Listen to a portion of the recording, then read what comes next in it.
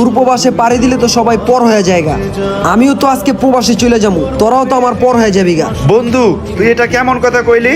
বন্ধু তুই হলো ছোটবেলার বন্ধু, আর তুই পর হইবি কে লেগা? বিদেশ যাইতেছস দেখা কি আমরা তোরে ভুলা যাবো গা? বন্ধু তুই আজকে দূর প্রবাসে চলে যাইতেছো, তোর জন্য আজকে অনেক খারাপ লাগতেছে। কেননা আমরা 4 জন বেস্ট ফ্রেন্ড ছিলাম, যেখানে যাইতাম আড্ডা দিতাম, কথা বলতাম, আর তুই এখন চলে যাবি, আমাদের তো খারাপ লাগবেই।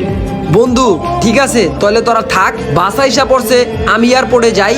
তগো আর এয়ারপোর্ট পর্যন্ত যাওয়ার লাগবো না, ঠিক আছে? আমি একাই যাই। তোরা যদি এয়ারপোর্ট পর্যন্ত যাস, তগো মায়ের টানে হয়তো আমার দেশ ছাড়তে অনেক কষ্ট হইব। বন্ধু থাক, বন্ধু আমি চলে যাই, সবাই একসাথে থাকিস, মিল্লাজিলা থাকিস। হ বন্ধু কোনো টেনশন করিস না, তোর লাকেশটা বাসে উঠাই দিছি। এলো ব্যাগটা ল বন্ধু। বন্ধু তোরা ভালো থাকিস, জানি না আবার কবে এই দেশের মাটিতে ফিরি। সবাই ভালো থাকিস। যে বন্ধুগুলারে ছাড়া একটা মুহূর্ত কাটতো না, সেই বন্ধুগুলারে রাইখা প্রবাসে চলে গেতাছি। অগো ছাড়া কেমনে থাকো?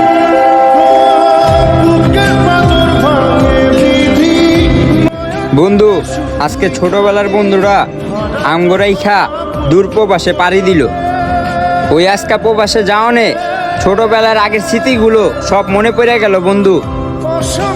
ওই বন্ধু একটু খারাপ বন্ধু।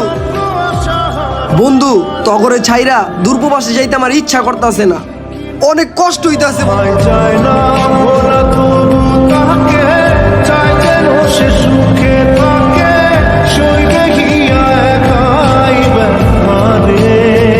এভাবে আস্তে আস্তে করে আমাদের ছোটবেলার বন্ধুগুলা আমাদের মাঝখান থেকে হারিয়ে যাচ্ছে।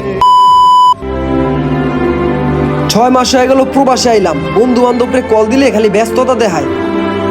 দেহি আজকে বন্ধু রনির একটা কল দিয়া কি অবস্থা। বিদেশ আইলে আসলেই বন্ধু বান্ধব পর হয়ে যায়, ওরা তো আর খোঁজ খবর লইল না। আমি একটা ফোন দিয়ে দিই।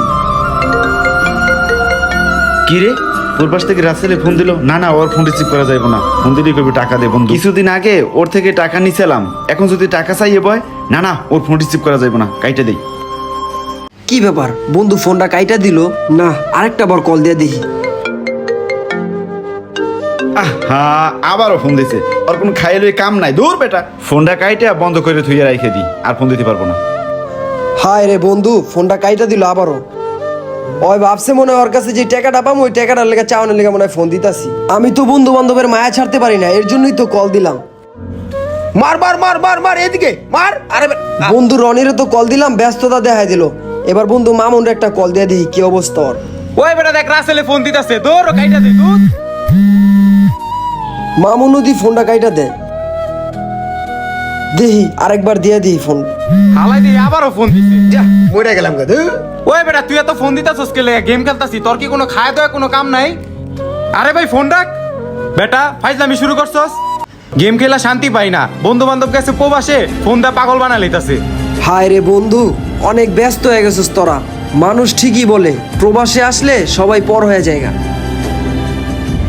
সব বন্ধু বান্ধবী পর হয়ে যায় প্রবাসে আসলে। যাও বন্ধুর লেবার একটা ফোন দিয়ে দিই, ওর কি অবস্থা। আরে জান, তুমি এত ভয় পাও কে লেগা? রাসেল তো থাকে প্রবাসে, ওই আঙ্গ বিষয় কিছুই জানতে পারবো না। তারপরও আমার ভয় লাগে জান, ও যদি বিষয়টা চাই না জায়গা কেমন হইব। আরে ওর নাম্বার দি ব্যস্ত। আরে ওও ব্যস্ত, তাহলে গার্লফ্রেন্ডের একটা কল দিয়ে দিই। আপনি যে নাম্বারটিতে কল করেছেন তা এই মুহূর্তে ব্যস্ত আছে, কিছুক্ষণ পর আবার ডায়াল। দুজনের নাম্বারই ব্যস্ত দেখতেছে। দেখি বন্ধু লেবার আরেকটা কল দিয়ে দিই। কোনোভাবেই যদি তোমার বন্ধু আরে চাই না দূর, জায়গা। ওই জানতে পারবো না, ওই তো আছে প্রবাসে। আহা, খালি ফোন দেয় প্রবাস থেকে।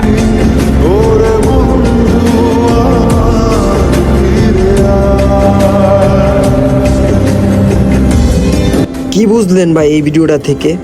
প্রবাসে চলে গেলে সকল আপন মানুষই পর হয়ে যায়।